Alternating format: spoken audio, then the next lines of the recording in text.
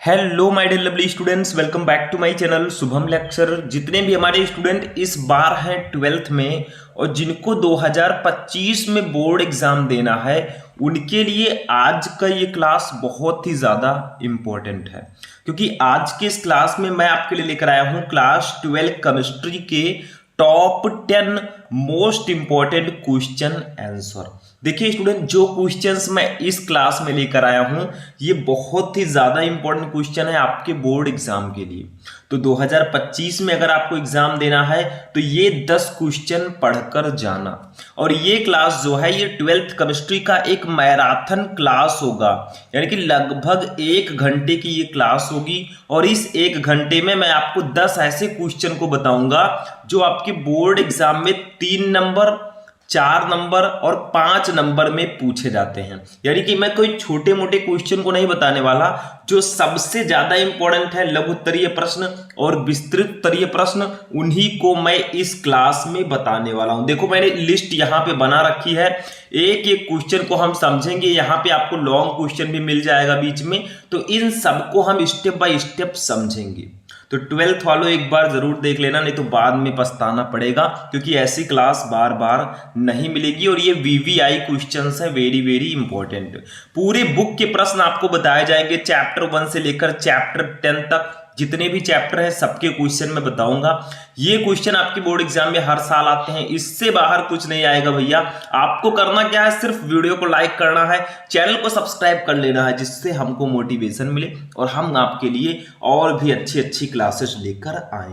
तो चलिए स्टार्ट करते हैं, एक एक क्वेश्चन को हम समझेंगे एक एक चैप्टर के। चलिए स्टार्ट करते हैं। तो देखिए स्टूडेंट, हमारा जो फर्स्ट क्वेश्चन है ये कुछ इस प्रकार से आता है कि हिमांक में अवनमन से आप क्या समझते हैं। मतलब हिमांक का अवनमन क्या होता है। देखो आपके फर्स्ट चैप्टर विलयन में एक टॉपिक है हिमांक में अवनमन, इसको इंग्लिश में बोलते हैं डिप्रेशन इन फ्रीजिंग पॉइंट। अब देखो हिमांक में उन्नयन, हिमांक में अवनमन, ये बहुत इंपॉर्टेंट टॉपिक है।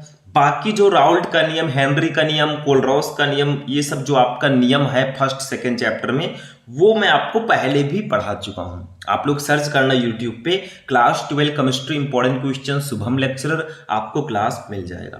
देखो हिमांक में अवनमन क्या होता है। अवनमन का मतलब होता है कमी, तो हिमांक में कमी आप लोग बोल सकते हैं, डिप्रेशन इन फ्रीजिंग पॉइंट। देखो जब किसी विलेय पदार्थ को किसी विलायक में घोला जाता है तो विलायक का हिमांक कम हो जाता है। हिमांक में उत्पन्न इस कमी को हिमांक में अवनमन कहा जाता है। मतलब जब किसी विलेय को आप किसी विलायक में घोलेंगे तो विलायक का जो हिमांक होता है वो कम हो जाता है। बस इसी हिमांक में कमी को ही हम हिमांक में अवनमन कहते हैं। मैंने आपको बताया था अवनमन का मतलब ही कमी होता है, ठीक है। तो वही कहा गया कि अगर किसी विलेय पदार्थ को, जैसे हमने पानी ले लिया है भैया, क्या ले लिया हमने ले लिया है ये बर्तन ले लिया, एक भगोना समझ लीजिए इसको, ठीक है। इसमें हमने ले लिया है पानी, क्या ले लिया, ये देखो येलो कलर से मैं इसको प्रदर्शित कर रहा हूं। और इसमें मैं अभी इसका हिमांक थोड़ा ज्यादा है। अगर इसमें मैं चीनी के कुछ कण या कुछ डाल देता हूं, नमक डाल देता हूं, तो इसका हिमांक जो है कम हो जाएगा। तो इसी को ही तो हम बोलते हैं हिमांक में अवनमन। मतलब जब किसी विलायक में आप किसी विलेय को घोलते हैं तो विलायक का क्वथनांक कम हो जाता है, विलायक का हिमांक कम हो जाता है। हिमांक में उत्पन्न इस कमी को ही हम हिमांक में अवनमन कहते हैं। जैसे आपने केवल पानी लिया था तब उसका हिमांक ज्यादा था, जैसे ही आपने उसमें कोई विलायक घोला उसका हिमांक कम हो गया, विलेय घोला उसका हिमांक कम हो गया, तो इसी को हिमांक में अवनमन बोलेंगे, ठीक है। इसे डेल्टा टी एफ से प्रदर्शित करते हैं। मतलब हिमांक में अवनमन को हम डेल्टा टी एफ से डिनोट करते हैं। देखो इससे पहले मैंने आपको हिमांक में उन्नयन पढ़ाया था, क्वथनांक में उन्नयन पढ़ाया था, जिसको हमने डेल्टा टीबी से डिनोट किया था। लेकिन ये हिमांक में अवनमन है तो इसको डेल्टा टी एफ से डिनोट करेंगे। इसका एक फॉर्मूला होता है, उसको समझ लो।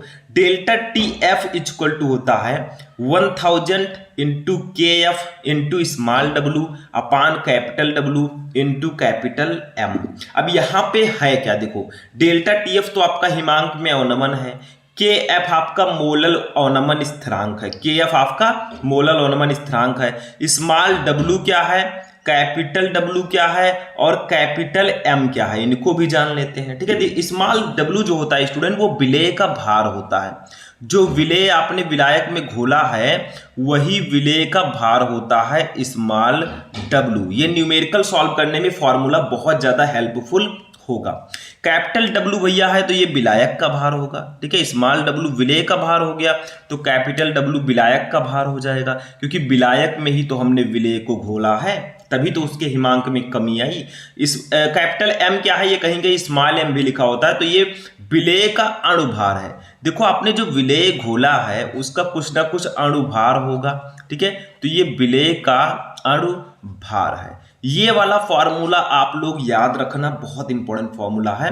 हिमांक में अवनमन का delta TF equal to 1000 into KF into small w upon capital W into capital M। ठीक है, यहाँ पे KF है मोलल अवनमन स्थिरांक, स्मॉल w है विलेय का भार, कैपिटल W है विलायक का भार, कैपिटल M है विलेय का अणुभार। ठीक है, अब आपसे अगर पूछा जाए मोलल और नयन स्थिरांक याद कीजिए, आपको ये दिया हो तो आप इसको इधर रखें, बाकी सबको इधर लेकर चला जाए, आपका दूसरा फॉर्मूला निकल आएगा। ठीक है, तो इसी फॉर्मूले से कई फॉर्मूला निकल आता है। अगर आपको सब दिया जाए, ये अणुभार पूछा जाए, बाकी सब दिया जाए भैया, तो अणुभार को उधर ले जाओ, इसको नीचे ले आओ। मतलब ये फॉर्मूला बहुत यूजफुल है आपके न्यूमेरिकल्स के लिए, तो इसको बिल्कुल भी आपको मिस नहीं करना है। तो फर्स्ट क्वेश्चन समझ में आया, हिमांक में अवनमन क्या होता है। कुछ था ही नहीं कि जब हम किसी विलायक में विलेय पदार्थ को घोलते हैं तो विलायक का हिमांक कम हो जाता है। हिमांक में उत्पन्न इस कमी को ही हिमांक में अवनमन कहते हैं। सिंपल सा क्वेश्चन था हमारा, सिंपल सा आंसर है। चलो इसको हटाते हैं, नेक्स्ट क्वेश्चन देखते हैं। अब देखिए मेरे प्यारे स्टूडेंट, हमारा जो नेक्स्ट क्वेश्चन है इसका नाम है कोलरॉस का नियम। वो कुछ इस प्रकार से क्वेश्चन आता है कि कोलरॉस के नियम से आप क्या समझते हैं, या फिर कोलरॉस का नियम लिखिए।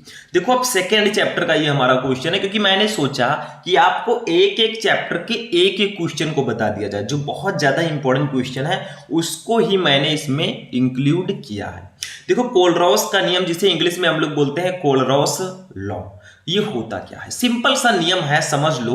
कोलरॉस के नियमानुसार किसी विद्युत अपघट्ट की मोलर चालकता, जैसे आप कोई विद्युत अपघट्ट ले लीजिए, जैसे हम ले लेते हैं HCl। HCl भी एक विद्युत अपघट्ट है, हाइड्रोक्लोरिक एसिड। तो किसी विद्युत अपघट्ट की जो मोलर चालकता लैम्डा इनफाइनाइट m होता है, वो अनंत तनुता पर विद्युत अपघट्टियों द्वारा दिए जाने वाले धनायनों तथा ऋण आयनों की आयनिक चालकताओं का योग होती है। मतलब किसी विद्युत अपघट्ट की जो मोलर चालकता होती है वो उसके धन आयन और उसके ऋण आयन की जो मोलर चालकता होती है उसके योग के बराबर होती है। सिंपल सा आपको बताया जा रहा है। जैसे देखो यहां पे लैम्डा इनफाइनाइट MHCl, हम HCl की मोलर चालकता अगर देखें तो ये किसके बराबर होगी। HCl को अगर आयनों में हम तोड़ें तो H प्लस और Cl माइनस आयन में टूटेगा, तो ये H प्लस की मोलर चालकता यानी कि उसके धनायन की मोलर चालकता और उसके ऋण आयन यानी कि Cl माइनस की मोलर चालकताओं के योग के बराबर होगी। इसी को बोलते हैं कोलरॉस का नियम। तो इसमें कुछ है ही नहीं, मतलब विद्युत अपघट्ट की जो मोलर चालकता होगी उसके धनायन और उसके ऋण आयन की मोलर चालकताओं के योग के बराबर होगी। इनफाइनाइट क्यों लगा है, क्योंकि अनंत तनुता पर दिया जा रहा है, इसीलिए मैंने यहां पे इनफाइनाइट लगा रखा है। तो कोलरॉस का नियम क्या है, किसी विद्युत अपघट्ट की मोलर चालकता अनंत तनुता पर विद्युत अपघट्टियों द्वारा दिए जाने वाले धन आयनों तथा ऋण आयनों की आयनिक चालकताओं या फिर मोलर चालकताओं के योग के बराबर होती है। तो lambda M infinite HCl that gives out lambda infinite H plus and lambda infinite Cl minus. यही होता है भैया हमारा कोलरॉस का नियम। सिंपल सा नियम है, तो इसको आप लोग समझ जाइएगा। ये हमारे सेकंड चैप्टर का क्वेश्चन है। देखो सेकंड चैप्टर में भी और भी बहुत सारे क्वेश्चन है, जैसे इलेक्ट्रोड विभव है और भी क्वेश्चन है, तो इनको मैं आपको पहले भी पढ़ा चुका हूं। आप लोग सर्च करोगे class 12 chemistry important question Shubham lecturer, आपको क्लास मिल जाएगा, या आप डायरेक्टली सर्च करो विद्युत रसायन फुल चैप्टर शुभम लेक्चरर, आपको पूरा चैप्टर ही मिल जाएगा। तो जाकर देख लेना, ये सब ऑटोमेटिक सॉल्व हो जाएंगे। चलते हैं अपने चैप्टर 3 रासायनिक बलगतकी पे। अब देखिए स्टूडेंट, हमारा जो नेक्स्ट क्वेश्चन है ये है कि अभिक्रिया की आणविकता से आप क्या समझते हैं। देखो एक टॉपिक है आपके चैप्टर 4 रासायनिक बलगतिकी में, अभिक्रिया की आणविकता, मॉलिक्यूलरिटी ऑफ रिएक्शन, ये क्या होता है और ये कितने प्रकार का होता है। देखो इसी चैप्टर में हमारा अभिक्रिया की कोटि एक टॉपिक है, उसी के साथ में आपको अभिक्रिया की आणविकता भी दी जाती है और दोनों में अंतर भी आता है। तो आज हम अभिक्रिया की आणविकता का खात्मा करेंगे, ये क्या होता है और कितने प्रकार का होता है। देखो किसी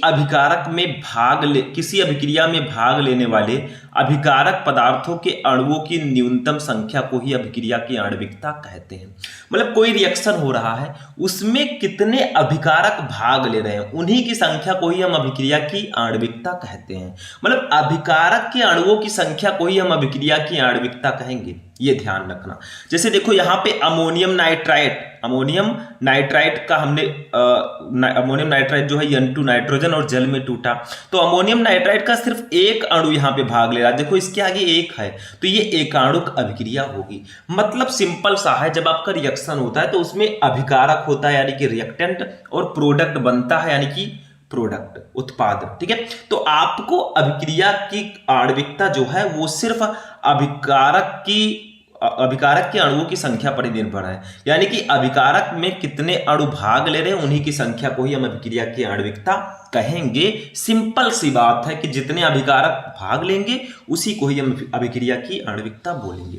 ये कई प्रकार की होती हैं, 2-3 प्रकार की। ठीक है, जैसे एकाणुक अभिक्रिया, इसको हम लोग यूनिमॉलिक्यूलर रिएक्शंस बोलेंगे। ठीक है, एकाणुक अभिक्रिया, देखो यदि किसी रासायनिक अभिक्रिया में केवल एक ही अभिकारक अणु भाग लेगा तो वह एकाणुक अभिक्रिया होगी। जैसा मैंने अभी आपको एग्जांपल बताया कि अमोनियम नाइट्राइड N2 और जल में टूटता है, तो अमोनियम नाइट्राइड का सिर्फ एक ही अणु भाग ले रहा है भैया, तो ये एकाणुक अभिक्रिया होगी, क्योंकि अमोनियम नाइट्राइड के आगे अगर 2 लगा होता तो ये द्विआण्विक अभिक्रिया होती। ठीक है, अब दूसरा देखो, दूसरा है द्विआण्विक अभिक्रियाएं, यानी कि बाइमॉलिक्यूलर रिएक्शंस, ये क्या होती हैं। तो सिंपल सा है, ऐसी रासायनिक अभिक्रियाएं जिनमें 2 अणु भाग लेते हैं, मतलब अभिकारक के 2 अणु भाग लेते हैं, वो द्विअणुक अभिक्रियाएं कहलाती हैं।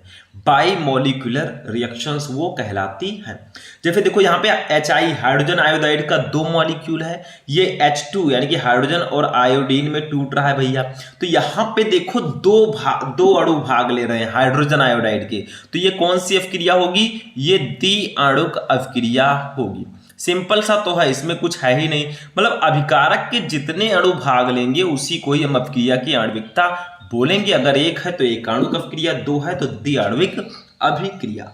एक होता है त्रिअणुक अभिक्रिया। ठीक है, ये क्या होता है, देखो ट्राइमॉलिक्यूलर रिएक्शन इसको बोलते हैं। तो वही सिंपल सा है, ऐसी रासायनिक अभिक्रियाएं जिनमें अभिकारक के 3 अणु भाग लेते हैं त्रिआण्विक अभिक्रियाएं कहलाती हैं। जैसे देखो 2FeCl3 यानी कि फेरिक क्लोराइड के 2 मॉलिक्यूल हैं और SnCl2 यानी कि स्टेनस क्लोराइड का 1 मॉलिक्यूल है भैया, तो 2 और 1 इसका 3 अभिकारक के अणु हुए, तो ये त्रिआण्विक अभिक्रिया होगी। ये क्या बना रहा है, ये 2FeCl2 बना रहा है यानी कि फेरस क्लोराइड, और SnCl4 बना रहा है यानी कि स्टेनिक क्लोराइड। ठीक है, तो यहां पे क्या है कि आपका फेरिक क्लोराइड और स्टेनस क्लोराइड दोनों का मिलाकर 3 अभिकारक के 3 अणु भाग ले रहे हैं, तो इसी को हम लोग बोलेंगे त्रिआण्विक अभिक्रिया। सिंपल सी बातें हैं, सिंपल सा फंडा है, आपको रिएक्शन याद रखना है, बाकी कुछ नहीं। अगर आप लोग कमेंट करेंगे, हमको ज्यादा से ज्यादा सपोर्ट करेंगे, तो मैं आपके लिए अभिक्रिया की कोटि वाला टॉपिक भी जल्दी लेकर आऊंगा। वैसे मैंने कुछ टॉपिक इसमें बता रखे हैं, एक टॉपिक और इसमें है, वो भी हम समझ लेते हैं। मतलब ये अभिक्रिया की आणविकता का तो प्रकार नहीं है, हाँ फायदा उसी का है, छद्म एकाणुक अभिक्रिया, स्यूडो यूनिमॉलिक्यूलर रिएक्शन। ये क्या होता है, देखो ऐसा माना जाता है कि जिसकी आणविकता 1 है, ज्यादातर रिएक्शन में जिसकी आणविकता 1 है वो प्रथम कोटि की अभिक्रिया होती है, जिसकी आणविकता 2 है वो द्वितीय कोटि की अभिक्रिया होती है। लेकिन छद्म एकाणुक अभिक्रिया जो है ये थोड़ी डिफरेंट होती है। मतलब वे अभिक्रियाएं जिनकी आणविकता 2 या 2 से अधिक हो परंतु कोटि 1 हो, वो छद्म या आभासी एकाणुक अभिक्रियाएं कहलाएंगी। यानी कि वे अभिक्रियाएं जिनकी आणविकता 2 या 2 से अधिक हो लेकिन कोटि एक हो। ज्यादातर रिएक्शन में क्या होता है, अगर आपकी कोटि एक है तो आणविकता भी एक होती है। लेकिन ऐसे भी रिएक्शन हैं जिनकी आणविकता 2 या 2 से अधिक होती है लेकिन कोटि एक होती है, उसे छद्म या आभासी एकाणुक अपक्रियाएं कहते हैं। एग्जाम्पल देखो, सर्कला का प्रतिलोमन। सर्कला का जब हम जल अपघटन कराते हैं तो देखो C12H22O11 प्लस H2O, यानी कि हमने चीनी ले लिया। सर्करा आपको पता है, चीनी चाय वाय पीते हैं उसमें पड़ता है, ठीक है। और जल अपघटन इसका करा दिया तो ये ग्लूकोज और फ्रक्टोज में टूट गया, यानी कि ग्लूकोज और फ्रक्टोज में दोनों का फॉर्मूला सेम है, ठीक है। स्ट्रक्चर फॉर्मूला थोड़ा अलग है। तो ये आपका, अब कुछ स्टूडेंट कहेंगे सर जी ये तो द्वितीय कोटि की अपक्रिया है क्योंकि इसमें 2 अभिकारक के अणु भाग ले रहे हैं। लेकिन एक चीज समझो, अभिक्रिया की कोटि क्या होती है? अभिक्रिया की कोटि अब उस अभिकारक की सांद्रता पर निर्भर करती है जिसकी सांद्रता अभिक्रिया होते समय जिसकी सांद्रता में परिवर्तन होता है। इस अभिक्रिया में क्या है, सिर्फ शर्करा की सांद्रता में परिवर्तन हो रहा है, इसीलिए जो अभिक्रिया का वेग है वो सिर्फ शर्करा की सांद्रता पर निर्भर करेगा, वो जल की सांद्रता पर निर्भर नहीं करेगा। इसीलिए ये प्रथम कोटि की अपक्रिया होगी। अगर यहां से हम रेट ऑफ रिएक्शन निकालें, अभिक्रिया का वेग निकालें तो KC12H22O11 इसके पावर 1 है भैया, क्योंकि इसके एक ही मॉलिक्यूल लिया है हमने। जल की सांद्रता पर इस अभिक्रिया का वेग निर्भर नहीं करता क्योंकि इसकी सांद्रता परिवर्तित नहीं होती है, इसीलिए ये प्रथम कोटि की अपक्रिया होगी। अगर इसमें आणविकता देखें तो कितनी होगी भैया? आणविकता सिर्फ अभिकारक के अणुओं की संख्या को ही कहते हैं। तो यहां पे 2 अभिकारक हैं, देखो जल हमारा अभिकारक है लेकिन अभिक्रिया का वेग इसकी सांद्रता पर निर्भर नहीं कर रहा है। तो अगर अभिक्रिया की वेग जल की सांद्रता पर निर्भर नहीं करेगा तो ये प्रथम कोटि की ही अभिक्रिया होगी। लेकिन आणविकता आपका दोनों को लिया जाएगा, एक इसका मॉलिक्यूल एक इसका, यानी कि इसकी आणविकता ये द्विआण्विक अभिक्रिया होगी। तो वही कहा गया, ऐसी अभिक्रिया जिसकी आणविकता 2 या 2 से अधिक हो लेकिन कोटि एक हो वो छद्म या आभासी एकाणुक अभिक्रिया कहलाती है। ऐसे और भी एग्जाम्पल हैं, जैसे हमने शर्करा का जल अपघटन कराया तो ग्लूकोज फ्रक्टोज में टूटा। हमें सिर्फ अभिकारक से मतलब है, चाहे वो कोटि हो या आणविकता हो, हमें प्रोडक्ट से कोई मतलब इसमें नहीं होता है। तो अभिक्रिया का वेग इसमें क्या है, सिर्फ शर्करा की सांद्रता पर निर्भर कर रहा है क्योंकि शर्करा की सांद्रता में परिवर्तन होता है, तो इसीलिए ये प्रथम कोटि की अभिक्रिया है। और आणविकता को अगर देखें तो ये द्विआण्विक अभिक्रिया है, तो इसी को बोलेंगे छद्म एकाणुक अपक्रिया या स्यूडो यूनिमोलिकुलर रिएक्शन। चलो आगे बढ़ते हैं, नेक्स्ट क्वेश्चन। अब देखिए मेरे प्यारे स्टूडेंट, हमारा जो नेक्स्ट क्वेश्चन है ये हमारे चैप्टर 4 का क्वेश्चन है। चैप्टर 4 हमारा है डी एवं एफ ब्लॉक के तत्व। देखो इसमें एक क्वेश्चन आता है, आंतरिक या फिर अंतः संक्रमण तत्व क्या है। देखो संक्रमण तत्व तो मैंने आपको एक क्लास में बता रखा है, जब मैं एक और ऐसा ही क्लास मैंने आपको प्रोवाइड कराया है 12th केमिस्ट्री का, तो आप लोग सर्च करके देख लेना, ठीक है। तो आंतरिक या अंतः संक्रमण तत्व क्या होते हैं? देखो जिन तत्वों में विभेदी इलेक्ट्रॉन n-1 कक्षकों में प्रवेश करता है वे तत्व आंतरिक या अंतः संक्रमण तत्व कहलाते हैं। ये तत्व आवर्त सारणी में एक अलग ब्लॉक F ब्लॉक का निर्माण करते हैं, अतः इन्हें F ब्लॉक के तत्व भी कहते हैं। मतलब जो F ब्लॉक के तत्व होते हैं उन्हीं को ही हम अंतः संक्रमण तत्व कहते हैं। और इन तत्वों में विभेदी इलेक्ट्रॉन n-2 F कक्षकों में प्रवेश करता है, इसीलिए ये आंतरिक या अंतः संक्रमण तत्व कहलाते हैं। एक मैंने संक्रमण तत्व बताया था जो कि डी ब्लॉक के जो एलिमेंट होते हैं उनको हम संक्रमण तत्व कहते हैं, क्योंकि वो S और P ब्लॉक के तत्वों के गुणों के मध्यवर्ती होते हैं, इसीलिए उनको हम संक्रमण तत्व बोलते हैं। तो आंतरिक संक्रमण तत्व क्या होता है, जो हमारे F ब्लॉक के तत्व होते हैं उनको ही हम अंतः संक्रमण तत्व कहते हैं। और इन तत्वों में विभेदी इलेक्ट्रॉन n-2 F कक्षकों में प्रवेश करता है, ये तत्व ही आंतरिक या अंतः संक्रमण तत्व कहलाते हैं। चलो नेक्स्ट क्वेश्चन देखते हैं अपने चैप्टर 5 का। अब देखिए स्टूडेंट, नेक्स्ट क्वेश्चन जो हमारा है ये देखिए कितना ज्यादा इंपॉर्टेंट क्वेश्चन है। क्वेश्चन है कि वर्नर सिद्धांत की अभिधारणाएं लिखिए। देखो हमारे उपसह संयोजन यौगिक जो हमारा चैप्टर 5 है, बहुत इंपॉर्टेंट चैप्टर है। इस चैप्टर में वर्नर सिद्धांत पूछा जाता है कि वर्नर सिद्धांत की आप अभिधारणाएं लिखिए, वर्नर जी ने क्या बताया था। तो देखो उन्होंने जो बताया है उसको मैंने लिख रखा है, ऐसे ही आपको जाकर बोर्ड एग्जाम में लिखना है। देखो वर्नर सिद्धांत की अभिधारणाएं निम्नलिखित हैं। सबसे पहला देखो उन्होंने बताया उपसह संयोजन यौगिकों में केंद्रीय धातु परमाणु या आयन दो प्रकार की संयोजकताएं प्रदर्शित करते हैं।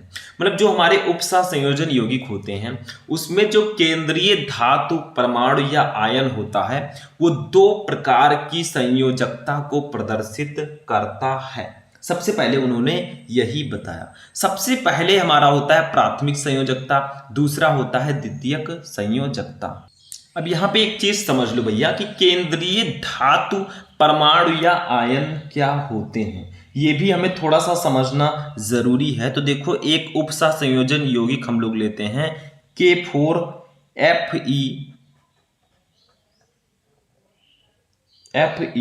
ठीक है, CN6, ठीक है, K4FeCN6, ठीक है, ये आपका एक उपसह संयोजन यौगिक है। इसमें देखो क्या होता है, देखो इसमें जो Fe हमारा है, ध्यान देना, जो Fe है इसी को ही हम बोलते हैं केंद्रीय धातु परमाणु या केंद्रीय धातु आयन। देखो केंद्रीय धातु परमाणु, ठीक है, या केंद्रीय धातु आयन भी आप बोल सकते हैं, ठीक है। यही Fe होता है, क्योंकि Fe आपको पता ही है ये आयरन है, यानी कि धातु होगा ही होगा। ये जो Cn- आपको दिख रहा है ना, Cn जो दिख रहा है ये लिगैंड होते हैं, क्योंकि ये केंद्रीय धातु परमाणु से डायरेक्टली जुड़े हुए होते हैं। अगर आपसे पूछा जाए लिगैंड्स क्या होते हैं, तो लिगैंड्स वे होते हैं जो केंद्रीय धातु परमाणु या केंद्रीय धातु आयन से जुड़े होते हैं, ठीक है। तो यही लिगैंड्स होते हैं। तो यही आपका केंद्रीय धातु परमाणु है। तो ये जो केंद्रीय धातु परमाणु है, वर्नर जी ने बताया कि ये केंद्रीय धातु परमाणु दो प्रकार की संयोजकताएं प्रदर्शित करते हैं। सबसे पहला प्राथमिक संयोजकता, मतलब पहली संयोजकता को हम प्राथमिक संयोजकता ही बोलेंगे, दूसरा द्वितीयक संयोजकता, सिंपल सा है, ठीक है। अब इन्होंने फिर दूसरा एक स्टेप दिया। फर्स्ट में इन्होंने बताया कि उपसह संयोजन यौगिकों में केंद्रीय धातु परमाणु या आयन दो प्रकार की संयोजकताएं प्रदर्शित करते हैं, प्राथमिक संयोजकता, द्वितीय संयोजकता।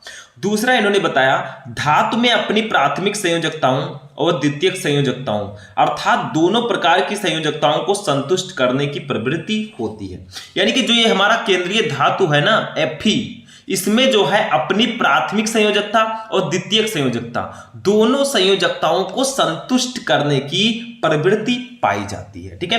प्राथमिक संयोजकताएं ऋणावेशित परमाणुओं या समूहों द्वारा संतुष्ट होती हैं, यानी कि जो पहली संयोजकता होगी वो ऋणावेशित परमाणुओं या समूहों द्वारा संतुष्ट होंगी, और जो द्वितीयक संयोजकताएं होंगी वो विद्युत उदासीन अणुओं या विद्युत आवेशित परमाणुओं या समूहों द्वारा संतुष्ट होती हैं। यानी कि प्राथमिक संयोजकता ऋणावेशित परमाणुओं या समूहों द्वारा संतुष्ट होती हैं, क्योंकि जो हमारा केंद्रीय धातु है उसमें दोनों प्रकार की संयोजकताओं को संतुष्ट करने की प्रवृत्ति होती है। तो प्राथमिक संयोजकता ऋणावेशित परमाणुओं या समूहों द्वारा संतुष्ट होती है, और द्वितीयक संयोजकता विद्युत उदासीन अणुओं द्वारा या विद्युत आवेशित परमाणुओं द्वारा संतुष्ट होती है। तीसरा स्टेप इन्होंने बताया कि प्राथमिक संयोजकताएं आयननीय और द्वितीयक संयोजकताएं अनायनीय होती हैं।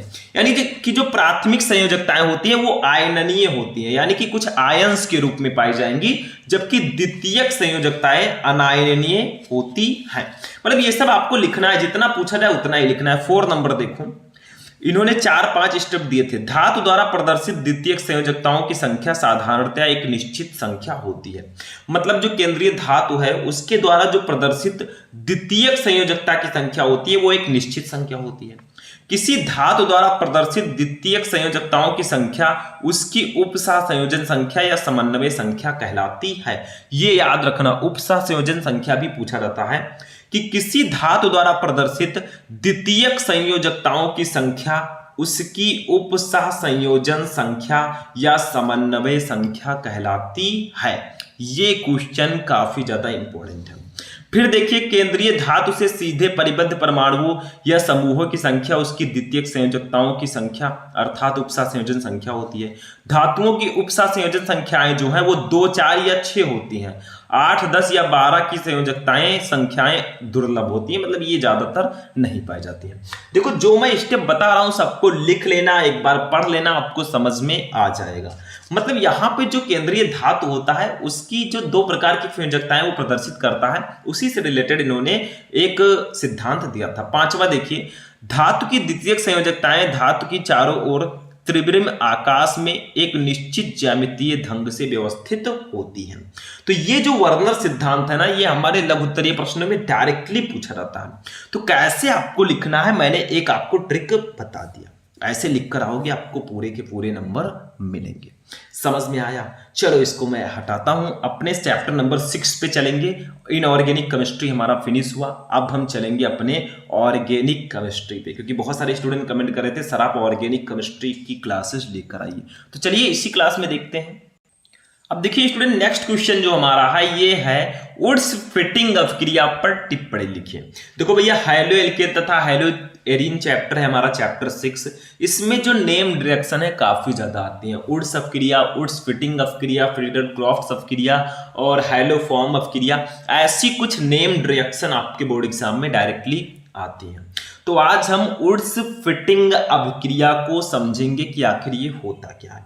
वुड्स अभिक्रिया तो मैंने आपको पहले ही बता दिया। वुड्स फिटिंग में क्या होता है, देखो ध्यान देना, एल्किल हैलाइड का एरिल हैलाइड से शुष्क ईथर में सोडियम की उपस्थिति में संयोग करके एरोमेटिक हाइड्रोकार्बन प्राप्त करने की अभिक्रिया वुड्स फिटिंग अभिक्रिया कहलाती है।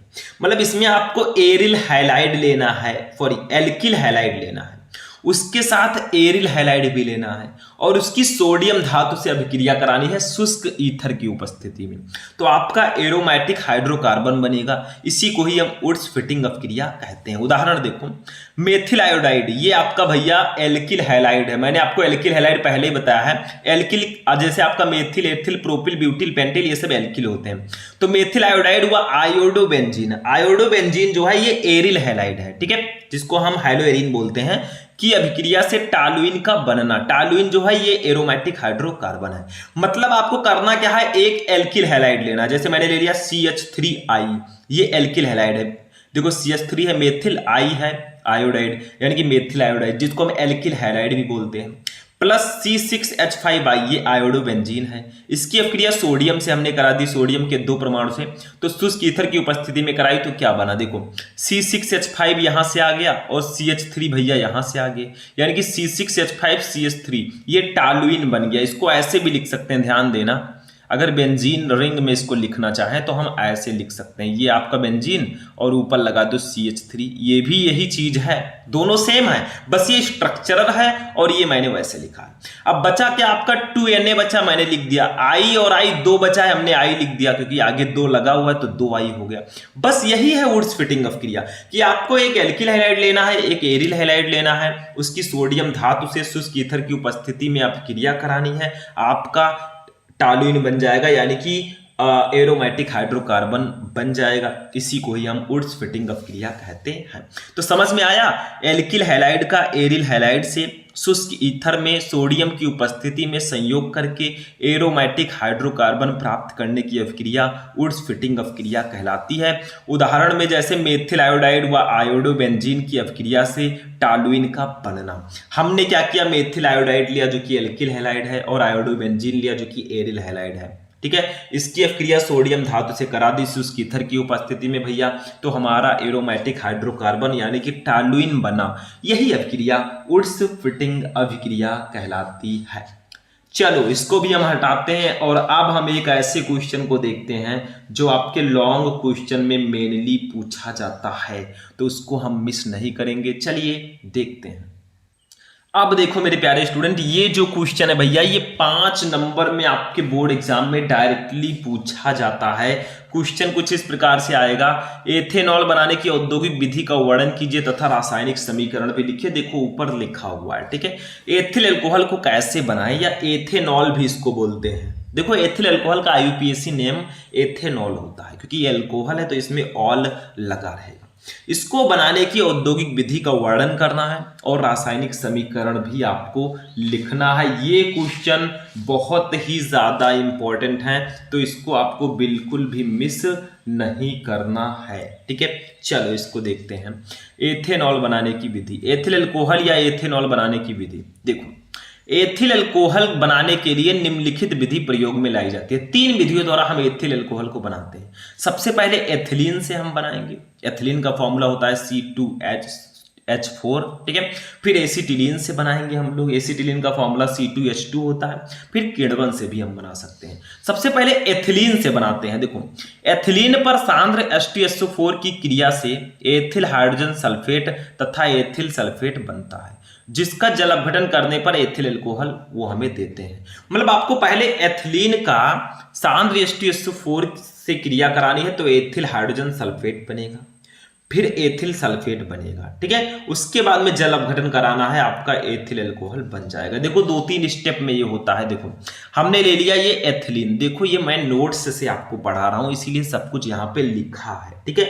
ये मैंने नोट्स मेरे पास है, उसी से मैं आपको पढ़ा रहा हूं ताकि कम समय में आपका अच्छा सिलेबस कवर हो जाए। बाकी आप नोट करके इसको समझ जाइएगा, समझाने को मैं समझा रहा हूं, ठीक है। देखो ये एथिलीन है, CH2 डबल बॉन्ड CH2, इसको ऐसे भी लिखते हैं या फिर C2H4 भी लिख सकते हैं। देखो कार्बन 2 है C2, H हाइड्रोजन 4 है H4 हो जाएगा, ये एथिलीन है। इसकी हमने सांद्र H2SO4 के साथ अपक्रिया करा दी 80 डिग्री सेंटीग्रेड पर उच्च दाब पर, मतलब 80 डिग्री सेंटीग्रेड ताप है और उच्च दाब है। तो हमारा क्या बना, CH3, यहां से CH2 है, एक H यहां से ले लो, CH3 हो गया, CH2 हो गया, बचा क्या यहाँ पे HSO4 बचा, HSO4 हमने लिख दिया। इसको बोलते हैं एथिल हाइड्रोजन सल्फेट। तो जब हमने एथिलीन की अपक्रिया सांद्र H2SO4 के साथ 80 डिग्री सेंटीग्रेड पर उच्च दाब पर कराया तो एथिल हाइड्रोजन सल्फेट बना। अब हम क्या करते हैं, इस एथिल हाइड्रोजन सल्फेट की अपक्रिया एथिलीन से फिर से कराते हैं भैया। देखो ये एथिल हाइड्रोजन सल्फेट जो आपका बना है, इसको यहां पे लाएंगे और इसकी अपक्रिया फिर से एथिलीन से कराएंगे तो हमारा बनेगा एथिल सल्फेट। कुछ इस प्रकार से। देखो रिएक्शन बैलेंस है कि नहीं ये भी चेक करना। देखो यहाँ पे कार्बन कितना, 1 और 1 2, इधर भी 1 1 2 है, हाइड्रोजन 2 2 4 2 6 है, इधर भी 3 2 5 1 6 है, सल्फर 1 है, इधर भी 1 है, ऑक्सीजन 4 है, इधर भी 4 है। रिएक्शन बैलेंस है, दोनों तरफ मॉलिक्यूल बराबर होंगे तो रिएक्शन बैलेंस होगा।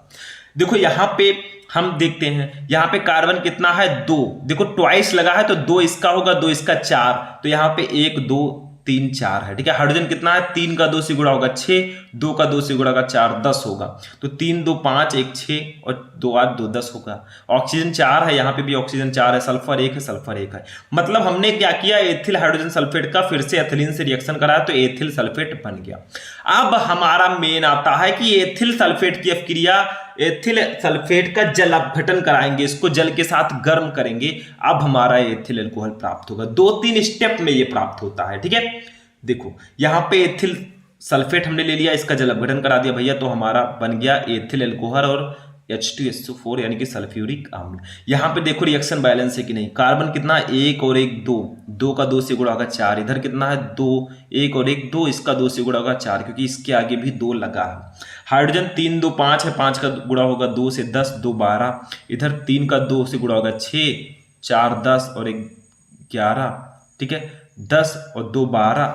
यहाँ पे कितना है, ध्यान देना थोड़ा सा, 3 का इससे गुणा होगा, 3 का किससे गुणा होगा, 2 से, ठीक है।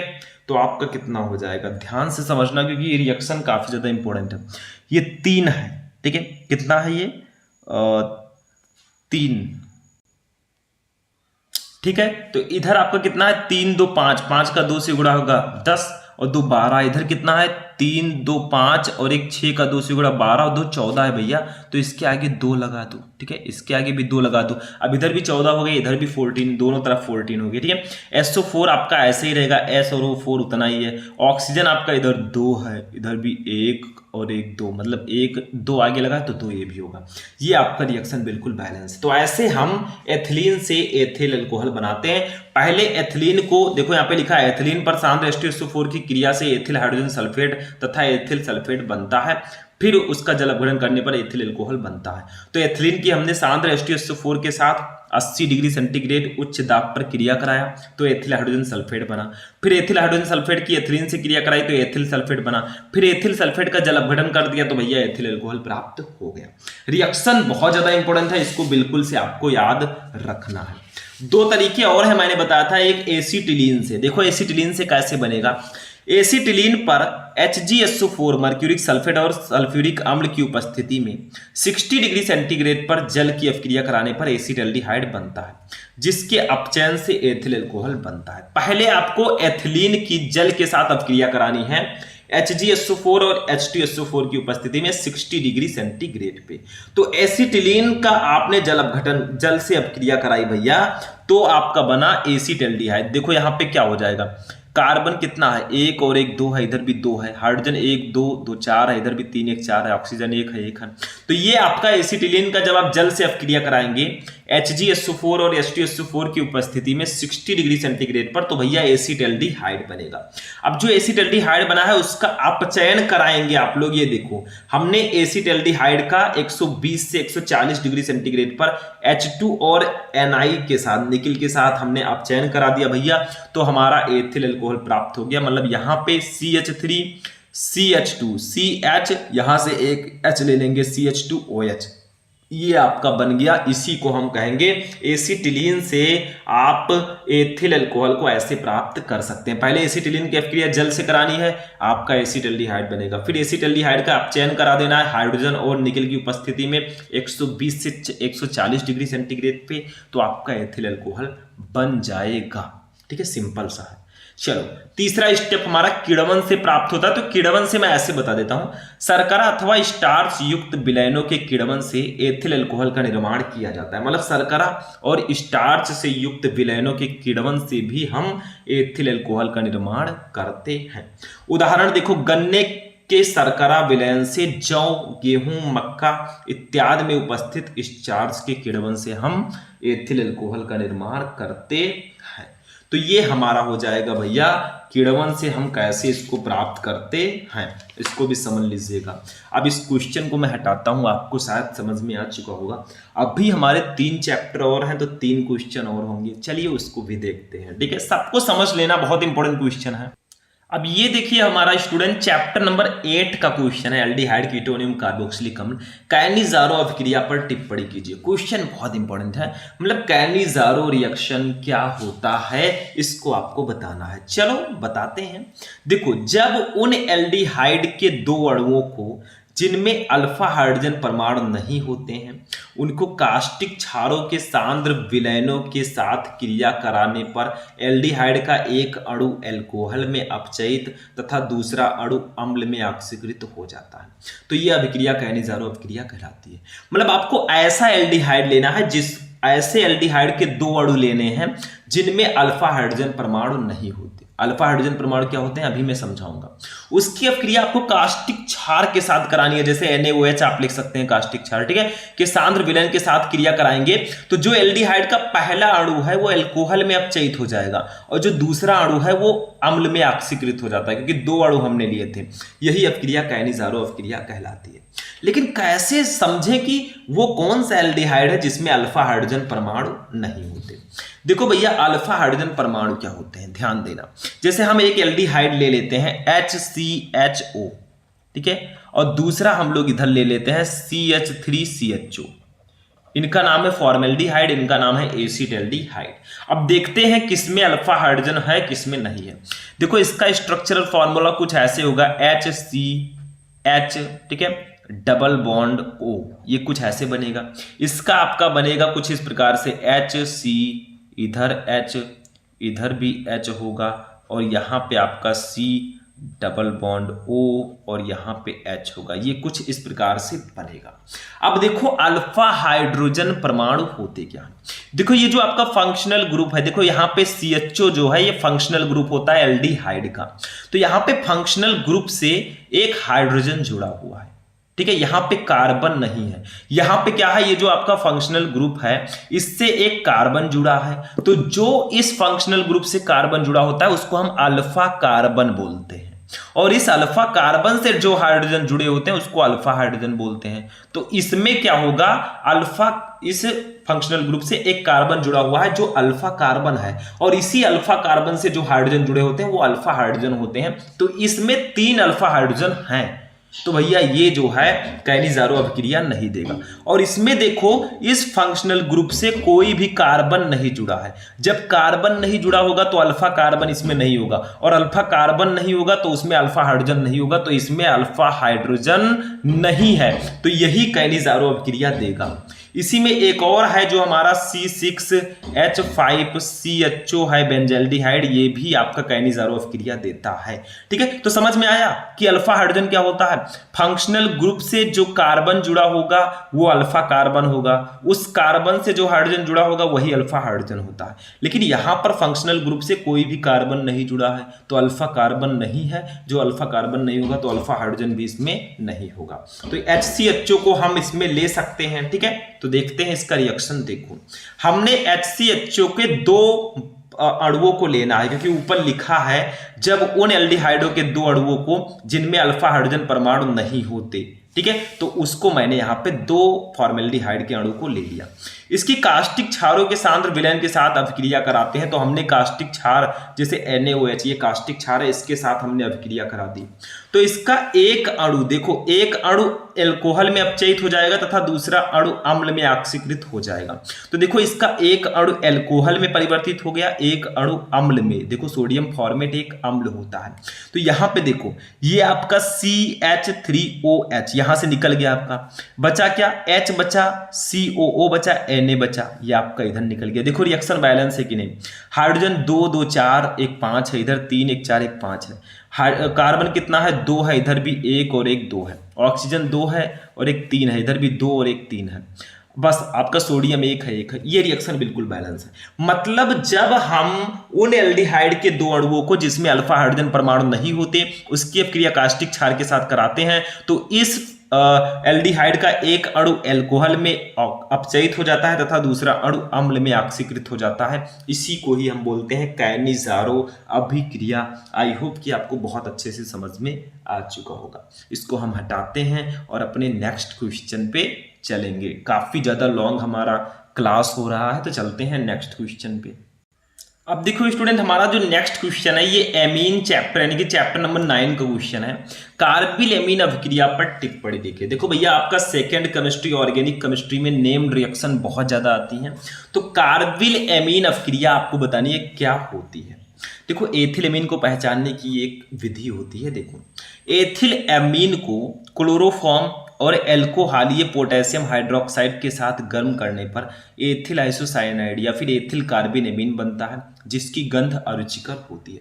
मतलब आपको करना क्या है, कार्बिल एमीन अभिक्रिया में आपको एथिल एमीन लेना है उसकी क्लोरोफॉर्म के साथ और एल्कोहलीय पोटेशियम हाइड्रोक्साइड यानी कि KOH के साथ अभिक्रिया करानी है, उसको गर्म करना है। तो एथिल आइसोसाइनाइड बनेगा, जिसको एथिल कार्बिल एमीन भी बोलते हैं। इसी अभिक्रिया को कार्बिल एमीन अभिक्रिया बोलते हैं। देखो, ये हमने ले लिया एथिल एमीन, इसकी अभिक्रिया क्लोरोफॉर्म से करा दी और एल्कोहलीय पोटेशियम हाइड्रोक्साइड KOH से करा दी। इसका 3 मॉलिक्यूल लेंगे और इसको गर्म करेंगे। तो आपका C2H5 यहां से N हो गया, यहां से C हो गया, तो C2H5NC आपका बन गया। ठीक है, आपका देखो यहां पे पोटेशियम 3 है तो KCl बना था, तो 3 आपका K हो गया, Cl भी 3 है तो 3 KCl हो गया। अब आपका 3H2 हो जाएगा। रिएक्शन बिल्कुल बैलेंस है। मतलब जब आप एथिल एमीन की अभिक्रिया क्लोरोफॉर्म और एल्कोहलीय पोटेशियम हाइड्रोक्साइड के साथ इसको गर्म करते हैं तो एथिल आइसोसाइनाइड बनता है, जिसको हम एथिल कार्बिल एमीन कहते हैं। इसी को ही हम कार्बिल एमीन अभिक्रिया बोलते हैं। तो देखो रिएक्शन बैलेंस है कि नहीं। कार्बन इधर 2 है, 1 3 है, इधर कितना है, 2 है और 1 3 है। हाइड्रोजन कितना है, 5 2 7 1 8 है। ठीक है, 5 2 7 1 8 है। इधर कितना है, 5 और हाँ, यहाँ पे थोड़ा सा आपको ध्यान देना है, 5 2 7 1 8 और 3 यहाँ पे भी है, सॉरी 3 यहाँ पे 11 है। तो यहाँ पे 5 और 3 का 2 से गुणा होगा, 2 का 3 से गुणा होगा 6, 5 6 11 है। ठीक है, नाइट्रोजन इधर 1 है, इधर भी नाइट्रोजन शायद 1 है। अब हाइड्रोजन हो गया, यहाँ पे क्लोरीन 3 है, यहाँ पे भी क्लोरीन 3 है। देखो 3 KCl लिखा है। पोटेशियम 3 है, पोटेशियम यहाँ पे भी 3 है। ऑक्सीजन यहाँ पे 3 है, यहाँ पे भी 3 ऑक्सीजन। रिएक्शन बिल्कुल बैलेंस है। तो कुछ नहीं है कार्बिल एमीन अभिक्रिया में, आपको एथिल एमीन लेना है, क्लोरोफॉर्म लेना है और KOH पोटेशियम हाइड्रोक्साइड का 3 मॉलिक्यूल लेना है। तीनों को गर्म करो, एथिल आइसोसाइनाइड बनेगा या एथिल कार्बिल एमीन भी इसको बोलते हैं। ठीक है, यही अभिक्रिया भैया कार्बिल एमीन अभिक्रिया कहलाएगी। बस हो गया। चलो अपने लास्ट चैप्टर के लास्ट क्वेश्चन को देखते हैं, जो कि बहुत ही ज्यादा स्पेशल क्वेश्चन है। अब देखिए स्टूडेंट, हमारा जो लास्ट क्वेश्चन है बहुत इंपॉर्टेंट है, लघुत्तरीय में अक्सर आता है। न्यूक्लिक अम्ल क्या होते हैं, इनके दो महत्वपूर्ण कार्य लिखिए। What is nucleic acid? देखो आपने डीएनए और आरएनए का नाम सुना होगा, ये सब न्यूक्लिक एसिड ही होते हैं। ठीक है, ये होता क्या है देख लेते हैं। ठीक है, देखो न्यूक्लिक अम्ल क्या होते हैं, व्हाट इज न्यूक्लिक एसिड। देखो न्यूक्लिक अम्ल वे जैव अणु होते हैं, वो बायोमोलिक्यूल होते हैं जो सभी जीवित कोशिकाओं के नाभिकों में न्यूक्लियो प्रोटीन अथवा क्रोमोसोम के रूप में पाए जाते हैं। मतलब न्यूक्लिक अम्ल हम सभी जीवों में, हम सभी जीवित कोशिकाओं में के नाभिकों में न्यूक्लियो प्रोटीन अथवा क्रोमोसोम के रूप में हमारे अंदर पाए जाते हैं। न्यूक्लिक अम्ल दो प्रकार के होते हैं, देखो बायोलॉजी में भी हम पढ़ते हैं, केमिस्ट्री में भी पढ़ते हैं, बहुत इंपॉर्टेंट है। न्यूक्लिक अम्ल दो प्रकार का होता है, डीऑक्सीराइबोज न्यूक्लिक एसिड डीएनए, नाम तो आपने सुना होगा, राइबोज न्यूक्लिक एसिड आरएनए। क्योंकि न्यूक्लिक अम्ल न्यूक्लियोटाइडों की लंबी श्रृंखला वाले बहुलक होते हैं, अतः इन्हें पॉलीन्यूक्लियोटाइड भी कहते हैं। मतलब न्यूक्लियोटाइड मतलब जो न्यूक्लिक अम्ल होते हैं ये न्यूक्लियोटाइड की एक लंबी श्रृंखला से बने होते हैं। ठीक है, तो इन्हीं को हम पॉलीन्यूक्लियोटाइड भी बोलते हैं। डीएनए के बारे में थोड़ा समझ लेते हैं। डीएनए आनुवंशिकता का रासायनिक आधार है तथा इसे आनुवंशिक सूचनाओं के संग्राहक के रूप में जाना जाता है। जो आनुवंशिक सूचनाएं होती हैं वो डीएनए ही हम तक पहुंचाता है। डीएनए लाखों वर्षों से किसी जीव की विभिन्न प्रजातियों की पहचान बनाए रखने के लिए विशिष्ट रूप से उत्तरदायी है। कोशिका विभाजन के समय एक डीएनए अणु स्वप्रतिकरण में सक्षम होता है तथा पुत्री कोशिका में समान डीएनए रज्जु का अंतरण होता है। देखो ये थोड़ा केमिस्ट्री वाला भाषा है तो इसको समझ लेना। दूसरा, न्यूक्लिक अम्ल डीएनए तथा आरएनए का दूसरा महत्वपूर्ण कार्य कोशिका में प्रोटीन का संश्लेषण है। देखो आरएनए जो है इसका महत्वपूर्ण कार्य प्रोटीन संश्लेषण का होता है। वास्तव में कोशिका में प्रोटीन का संश्लेषण विभिन्न आरएनए अणुओं द्वारा होता है, परंतु किसी विशेष प्रोटीन के संश्लेषण का संदेश डीएनए में उपस्थित होता है। मतलब ये दोनों हमारे अंदर पाए जाते हैं, डीएनए और आरएनए। डीएनए एक आनुवंशिक पदार्थ के रूप में कार्य करता है और आरएनए प्रोटीन संश्लेषण में भाग लेता है। अब थोड़ा सा इसका क्लासिफिकेशन समझ लेते हैं, डीएनए में क्या क्या पाया जाता है। देखो डीएनए में फास्फोरिक अम्ल, डीऑक्सीराइबोज शर्करा और नाइट्रोजनी क्षार तीन चीजें पाई जाती हैं। ठीक है, अब नाइट्रोजनी क्षार जो होता है ये दो प्रकार का होता है। देखो मैंने यहाँ पे क्लासिफिकेशन अच्छे से कर दिया है। नाइट्रोजनी कार्बनिक क्षार प्यूरिन और पिरिमिडीन के रूप में पाए जाते हैं। आपने सुना होगा प्यूरिन और पिरिमिडीन। अब यहाँ पे पिरिमिडीन जो होता है ये चार टाइप के होते हैं, एडेनिन, गुआनिन, थाइमिन, साइटोसिन। ये डीएनए का क्लासिफिकेशन है कि डीएनए तीन चीजों से मिलकर बना होता है, फास्फोरिक अम्ल, डीऑक्सीराइबोज शर्करा और नाइट्रोजनी कार्बनिक क्षार।